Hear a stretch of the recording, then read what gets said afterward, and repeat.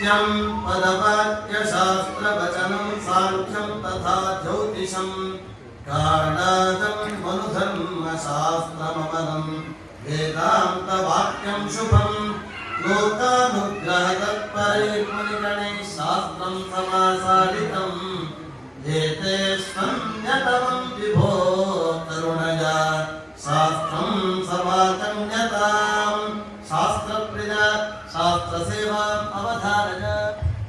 श्री गुरुभ्यो नमः। अचिन्त्याव्यक्तरूपाय निर्गुणाय गुणात्मने समस्त जगदाधार मूर्तये ब्रह्मणे नमः।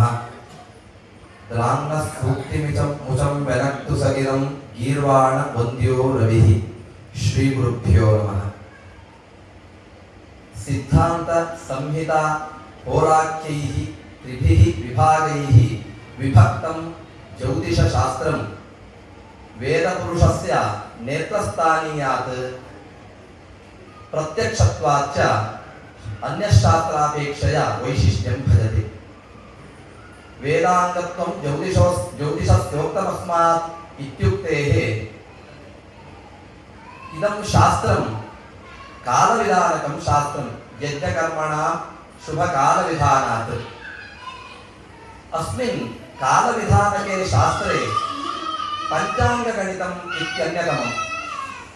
तत्रापि नक्षत्रानयनम् इति काचित् प्रक्रिया वर्तते। तस्मिन् विषये किञ्चित् विव्रियते। सर्वेषाम् अवगमनार्थम् अथवा सर्वेषां सुबोधार्थं कर्णाटकभाषया एव मया किञ्चित् निरूप्यते।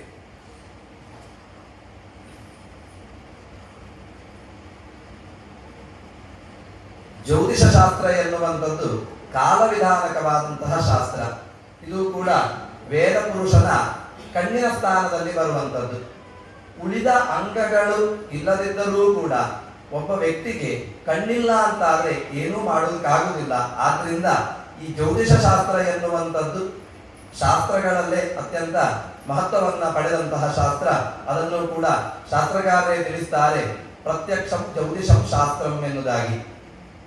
ಇಂತಹ ಈ ಜ್ಯೋತಿಷ ಶಾಸ್ತ್ರದಲ್ಲಿ ಎಲ್ಲರಿಗೂ ಕೂಡ ವ್ಯವಹಾರಕ್ಕೆ ಅವಶ್ಯಕವಾಗಿ ಬೇಕಾಗಿರುವಂಥದ್ದು ಪಂಚಾಂಗ ಎನ್ನುವಂಥದ್ದು. ತಿಥಿ, ವಾರ, ನಕ್ಷತ್ರ, ಯೋಗ, ಕರಣ ಇವುಗಳನ್ನು ಒಟ್ಟಾಗಿ ಪಂಚಾಂಗ ಎನ್ನುವುದಾಗಿ ಕರೆದಿದ್ದಾರೆ. ಇದರಲ್ಲಿಯೂ ಕೂಡ ನಕ್ಷತ್ರಾನಯನ ಎನ್ನುವಂಥದ್ದು ಒಂದು ವಿಶೇಷವಾದ ಸ್ಥಾನವನ್ನು ಪಡೆದಿದೆ. ಅಲ್ಲಿಯೂ ಕೂಡ ಸಾಮಾನ್ಯವಾಗಿ ನಕ್ಷತ್ರಾನಯವನ್ನ ಏನು ಮಾಡ್ತೇವೆ, ಇದು ಒಂದು ಸಾಮಾನ್ಯವಾದ ಪ್ರಕ್ರಿಯೆ. ಇಲ್ಲಿ ಮಾಡುವಂತಹ ನಕ್ಷತ್ರಾನಯನ ಸ್ಥೂಲ ರೀತಿಯಲ್ಲಿ ನಾವು ಮಾಡಿರ್ತೇವೆ. ಇದಕ್ಕೂ ಕೂಡ ಭಾಸ್ಕರಾಚಾರ್ಯರು ಒಂದು ಸೂಕ್ಷ್ಮವಾದ ಪ್ರಕ್ರಿಯೆಯನ್ನು ತಿಳಿಸ್ತಾರೆ. ಅದನ್ನು ಈಗ ವರ್ತಮಾನ ಕಾಲದಲ್ಲಿ ನಾವು ಆಚರಣೆಯನ್ನ ಮಾಡ್ತಾ ಇಲ್ಲ. ಅಲ್ಲಿಯೂ ಕೂಡ ಸ್ಥೂಲ ಮತ್ತೆ ಸೂಕ್ಷ್ಮ ಭೇದಗಳನ್ನು ತಿಳಿಸ್ತಾ ಅವರೇ ತಿಳಿಸ್ತಾರೆ. ವಿವಾಹ ಯಾತ್ರಾದಿ ಫಲಪ್ರಸಿದ್ಧಿ, ವಿವಾಹ ಯಾತ್ರಾದಿಗಳಲ್ಲಿ ವಿಶೇಷವಾದಂತಹ ಫಲಸಿದ್ಧಿಗೋಸ್ಕರವಾಗಿ ಸೂಕ್ಷ್ಮ ನಕ್ಷತ್ರಾನಯನವನ್ನ ಮಾಡಿ ಎನ್ನುವುದಾಗಿ ಅವರೇ ತಿಳಿಸಿದ್ದಾರೆ. ಹಾಗಾದ್ರೆ ನಕ್ಷತ್ರ ಅಂತ ಹೇಳಿದ್ರೆ ಏನು ಕೇಳಿದ್ರೆ, ನಕ್ಷರತೀತಿ ನಕ್ಷತ್ರಂ, ಯಾವುದಕ್ಕೆ ಚಲನೆ ಇಲ್ಲ ಅಥವಾ ಅನೇಕ ಲಕ್ಷ ವರ್ಷಗಳ ಕಾಲವೂ ಕೂಡ ಕಲಾತ್ಮಕ ಗತಿಯನ್ನು ಕೂಡ ಹೊಂದುವುದಿಲ್ಲವೋ ಅದನ್ನ ನಕ್ಷತ್ರ ಎನ್ನುವುದಾಗಿ ಕರೆದಿದ್ದಾರೆ.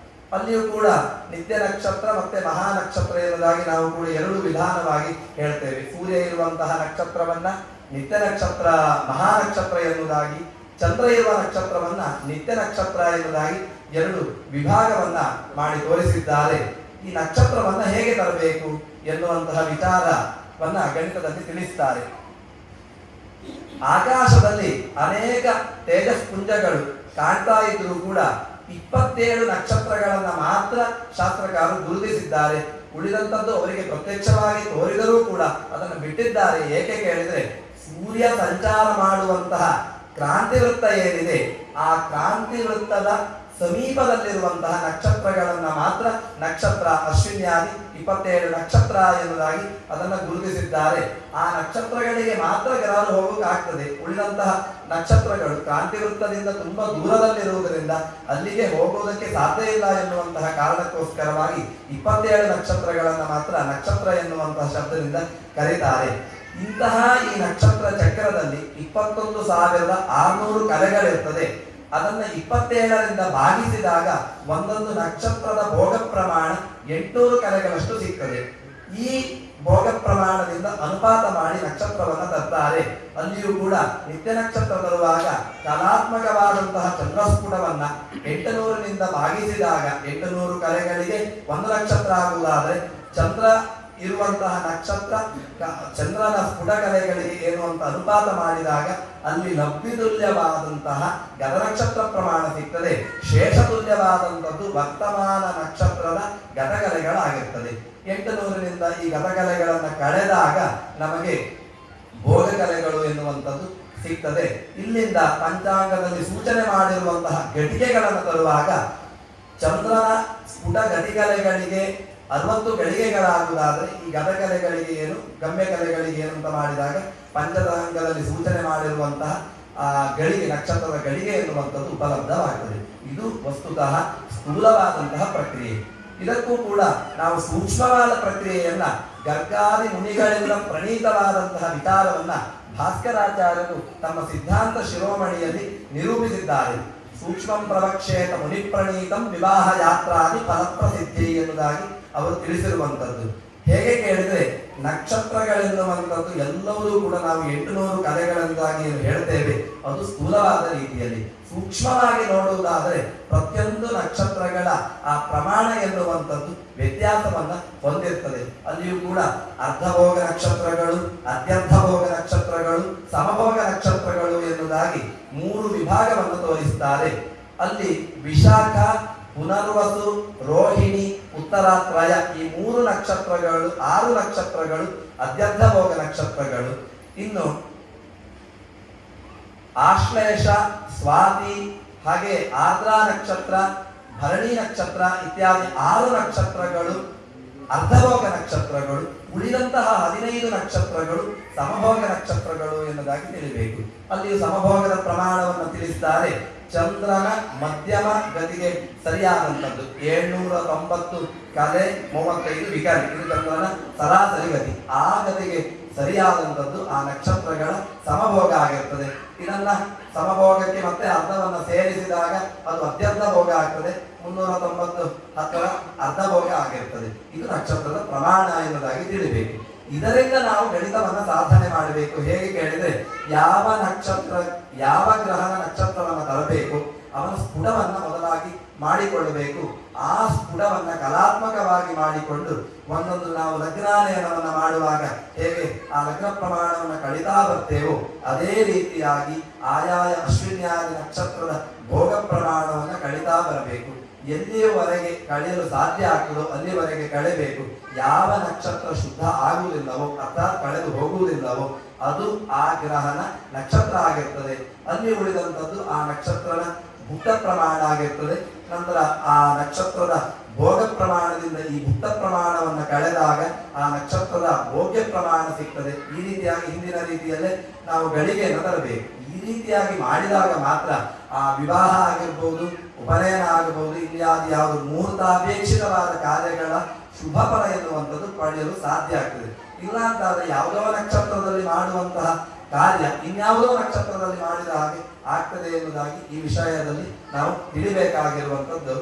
ಇನ್ನು ಕೊನೆಯದಾಗಿ ಭಾಸ್ಕರಾಚಾರ್ಯರೇ ಹೇಳುವಂಥದ್ದು ಯಾತ್ರಾ ವಿವಾಹೋತ್ಸವಜಾತಕಾದು ಖೇಟೈಸ್ಫುಟೈರೇವ ಫಲಸ್ಫುಟತ್ವಂ ಸ್ಯಾಪ್ರೋಚ್ಯತೆಯ ನಮಶ್ಚರಾಣ ಸ್ಫುಟಕ್ರಿಯಾದ ಗಣಿತೈಕ್ಯ ಗದ್ಯ ಎನ್ನುವಂತೆ ನಾವು ಯಾವುದೇ ಗಣಿತ ಪ್ರಕ್ರಿಯೆಗಳಿದೆ ಆ ಗಣಿತ ಪ್ರಕ್ರಿಯೆಗಳನ್ನ ದುರ್ಗಣಿತ ರೀತಿಯ ಮಾಡಿದಾಗ ಮಾತ್ರ ಅದು ಫಲವನ್ನ ಅಥವಾ ಯಾತ್ರಾದಿ ಫಲ ಎನ್ನುವಂಥದ್ದನ್ನು ಪಡೆಯಲು ಸಾಧ್ಯ ಆಗ್ತದೆ ಎನ್ನುವುದಾಗಿ ಅಭಿಪ್ರಾಯವನ್ನು ಅವರೇ ತಿಳಿಸಿದ್ದಾರೆ. ಆದರೆ ಇಲ್ಲಿ ದುರ್ಗಣಿತ ಎನ್ನುವಂತಹ ಶಬ್ದಕ್ಕೆ ನಾವು ಅರ್ಥವನ್ನ ಮಾತ್ರ ಈಗ ವರ್ತಮಾನ ಕಾಲದಲ್ಲಿ ದುರ್ಗಣಿತ ಅಂತ ಹೇಳಿದ್ರೆ ಕೇತಕಿಗಳ ಗಣಿತ ಎನ್ನುವುದು ದುರ್ಗಣಿತ, ಸೂರ್ಯ ಸಿದ್ಧಾಂತ ಎನ್ನುವಂಥದ್ದು ಸಿದ್ಧಾಂತ ಗಣಿತ ಎನ್ನುವುದಾಗಿ ನಾವು ವಿಭಾಗ ಮಾಡಿಕೊಂಡಿದ್ದೇವೆ. ವಸ್ತುತಃ ದುರ್ಗಣಿತ ಎಲ್ಲ ಗ್ರಂಥಗಳು ಕೂಡ ದುರ್ಗಣಿತ ಗ್ರಂಥಗಳೇ, ಎಲ್ಲ ಸಿದ್ಧಾಂತ ಗ್ರಂಥಗಳು ಕೂಡ ದುರ್ಗಣಿತ ಗ್ರಂಥಗಳೇ. ಅಲ್ಲಿ ನಾವು ಗಣಿತ ಮಾಡುವಾಗ ಉದ್ದೇಶ ಏನಿರ್ತದೆ ಕೇಳಿದ್ರೆ ಎಲ್ಲ ಗ್ರಹರು ಕೂಡ ನಾವು ಗಣಿತಾಗತ ಗ್ರಹರು ಛಾಯಾಗ್ರ ಷಟ್ವಗ್ರಗಾಮಿಯಾಗಿ ಛಾಯೆಯ ಅಗ್ರಕ್ಕೂ ಶಂಕುವಿನ ಅಗ್ರಕ್ಕೂ ಒಂದು ಹಗ್ಗವನ್ನ ಕಟ್ಟಿ ನಡಿಕೆ ಇಟ್ಟು ನೋಡಿದಾಗ ಆ ಗ್ರಹ ಬಂದಾಗ ಮಾತ್ರ ಆ ಗಣಿತ ಎನ್ನುವಂಥದ್ದು ದುರ್ಗಣಿತ ಆಗ್ತದೆ. ಎಲ್ಲ ಸಿದ್ಧಾಂತ ಗ್ರಂಥಗಳು ಕೂಡ ಆಯಾಯ ಕಾಲದಲ್ಲಿ ದುರ್ಗಣಿತವೇ ಆಗಿದ್ದು ವರ್ತಮಾನ ಕಾಲದಲ್ಲಿ ಆಕಾಶದಲ್ಲಿ ವ್ಯತ್ಯಾಸ ಆಗುವಂತಹ ಸ್ಥಿತಿ ಉಂಟಾಗಿ ಕೆಲವಷ್ಟು ದುರ್ಗಣಿತ ಎನ್ನುವಂತಹ ಸ್ಥಿತಿ ಬಿದ್ದು ಹೋಗ್ತದೆ. ಆದ್ರಿಂದ ಅದನ್ನು ವರ್ತಮಾನ ಕಾಲಕ್ಕೆ ಸರಿಯಾಗಿ ಮಾಡಿಕೊಂಡಾಗ ಎಲ್ಲ ಸಿದ್ಧಾಂತ ಗ್ರಂಥಗಳು ಕೂಡ ದುರ್ಗಣಿತ ಆಗ್ತದೆ. ಅದೇ ರೀತಿಯಾಗಿ ಇಂತಹ ದುರ್ಗಣಿತದಿಂದ ಸಾಧಿತವಾದಂತಹ ಗ್ರಹಸ್ಫುಟದಿಂದ ಹಾಗೆ ಸೂಕ್ಷ್ಮ ನಕ್ಷತ್ರಾನೇನ ಪ್ರಕ್ರಿಯೆಯಿಂದ ತಂದಂತಹ ಆ ನಕ್ಷತ್ರಗಳಿಂದ ನಾವು ಫಲವನ್ನು ಹೇಳಿದಾಗ ಆ ಫಲ ಎನ್ನುವಂಥದ್ದು ಸಫಲ ಆಗಲು ಸಾಧ್ಯ ಆಗ್ತದೆ ಎನ್ನುವುದಾಗಿ ಹೇಳ್ತಾ ಶ್ರೀಕೃಷ್ಣಾರ್ಪಣ ವಸ್ತು ವೇದನಾರಾಯಣ ಅರ್ಪಣ ವಸ್ತು.